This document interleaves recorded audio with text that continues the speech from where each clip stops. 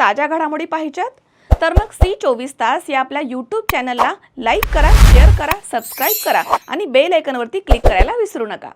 माहूर तालुक्यातील पुनर्वसित जुन्या लिंबायत गावामधील श्रद्धा चुंगडे हिची वर्धा पोलिसात निवड झाल्यानं मंत्रालयीन सनदी अधिकारी प्रशांतभाऊ राठोड यांनी रस्ता नसलेल्या जुन्या लिंबायत इथे तिच्या घरी जाऊन 18 एप्रिल रोजी तिचे आई वडील, नातेवाईक, मान्यवर यांच्या उपस्थितीमध्ये तिचा हृदय सत्कार केला आहे।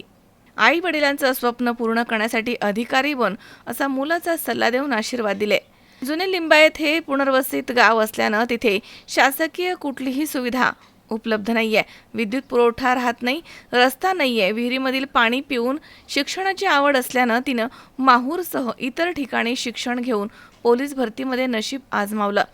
त्यामुळे तिची निवड वर्धा पोलिसात झाली आहे। ही आनंदाची बातमी कळताच मंत्रालयीन सनदी अधिकारी प्रशांतभाऊ राठोड यांनी मौजे जुने लिंबायत गाठून श्रद्धा युवराज सिंह चुंगडे हिचा आई वडील, नातलग, गावकरी यांच्या समक्ष हृदय सत्कार केलाय।